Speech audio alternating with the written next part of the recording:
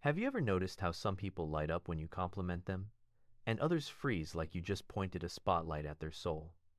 They smile, but it is stiff. They say thanks, but it sounds like an apology. And later, they replay the moment in their head, wondering if you meant it or if you were just being polite. If that is you, you are not weird. You are wired.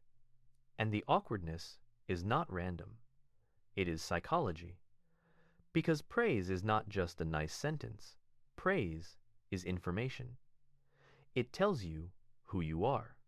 And if that message clashes with the story you have been telling yourself for years, your brain does what it always does. It protects the story. So today, we're decoding the psychology of people who feel awkward receiving praise. Not to judge them, to understand them, and maybe to finally stop fighting the compliment like it is a threat. Let us get into it. Picture this. You finish a project. Someone says, "That was brilliant." Your face does the polite smile, but inside you are scanning for mistakes. You start explaining the parts that were not perfect, as if you are presenting your own defense in court. Or you hear, "You are so kind," and instantly you remember the one time you were not. That is self-discrepancy theory. When the praise points to an ideal version of you, and you feel far from that version, the gap hurts. So you try to close the gap by rejecting the praise instead of updating the self. It is easier to say, "No, I am not," than to admit, "Maybe I am becoming that person." And yes, this happens to confident-looking people too. Some people are loud, talented, and still allergic to compliments. They do not fear praise. They fear the moment it becomes proof that they cannot hide anymore. That is why a compliment can feel like exposure. 1. Your self-image has a security system. Here is the strange truth. Your mind does not chase happiness first. It chases consistency. If you have secretly labeled yourself as average, messy, not enough, or just lucky, then praise feels like someone trying to break into your identity. It triggers cognitive dissonance. That uncomfortable mental friction when two beliefs collide. One belief says, "I am not that impressive." The other says, "You are impressive," and your brain hates that conflict. So it resolves it in the fastest way possible. By rejecting the compliment, by minimizing it, by turning it into a joke. "Oh, it was nothing. Anyone could do that. I just got lucky." This is called self-verification. People unconsciously prefer feedback that matches their existing self-view, even when that self-view is harsh, because the familiar feels safe, even when it hurts. So when someone praises you, it is not just a moment. It is a challenge. It is like they are asking you to upgrade your identity on the spot. And if your internal story is old and heavy, you will resist. And you might not even realize you are resisting. You will just feel awkward. 2. Praise can trigger imposter syndrome, even in quiet people. Some people do not dislike praise. They fear what praise demands next, because a compliment quietly raises expectations. If you did great today, can you do it again tomorrow? If you are talented, do you have to prove it forever?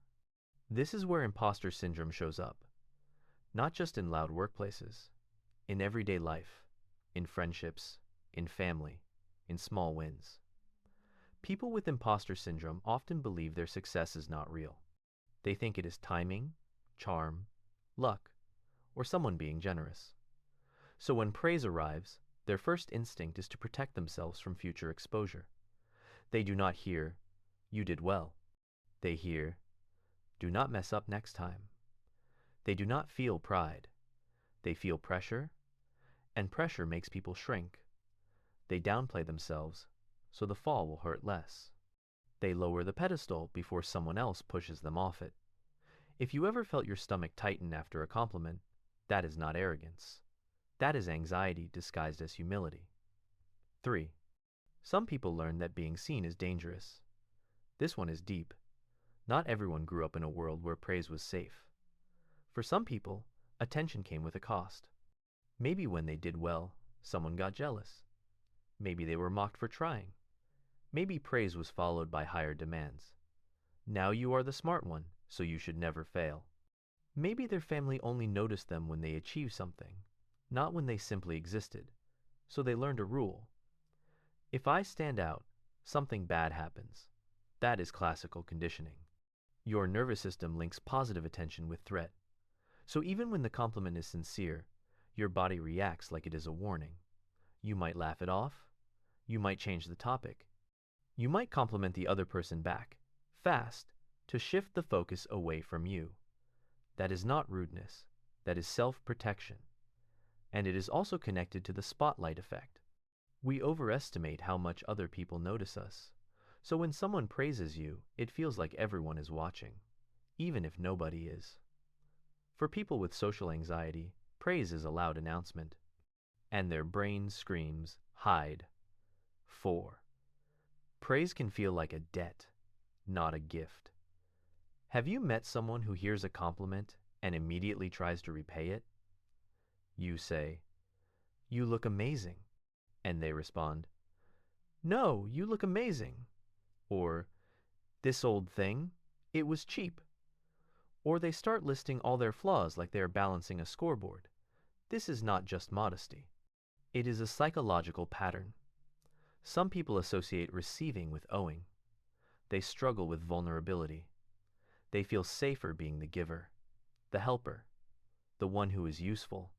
So when praise comes in, it feels like a transaction. Now I have to match it.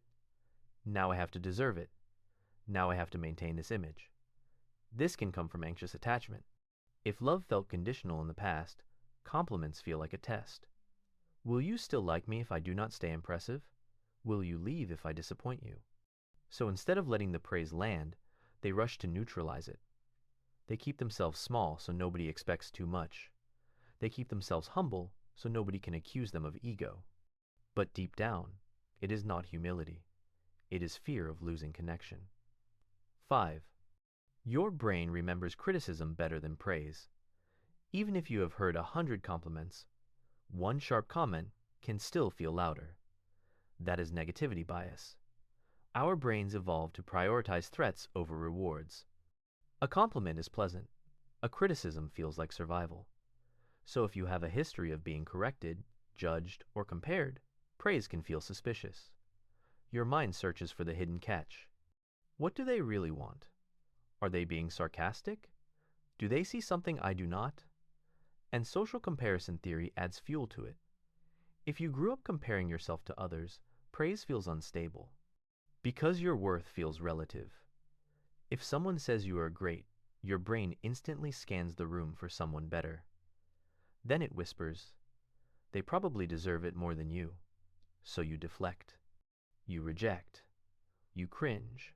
Not because you hate yourself, but because your mind is trained to distrust positive feedback. Now here is the twist. People who feel awkward receiving praise are often emotionally intelligent. They notice nuance. They care about fairness. They do not want to seem arrogant. They want to stay grounded. But emotional intelligence without self-acceptance becomes self-sabotage. You can read a room perfectly and still refuse to take up space in it. So how do you fix this without becoming fake or ego-driven? First, stop arguing with compliments. You do not have to agree fully. You just have to receive. Try this simple line. "Thank you. That means a lot." Then pause. Let the silence exist. Let your nervous system learn that nothing bad happens when you are appreciated. Second, separate the compliment from your identity. A compliment is not a lifetime contract. It is feedback about a moment. You can accept, "I did well," without promising to be perfect forever. Third, notice your reflex. Do you minimize? Do you joke?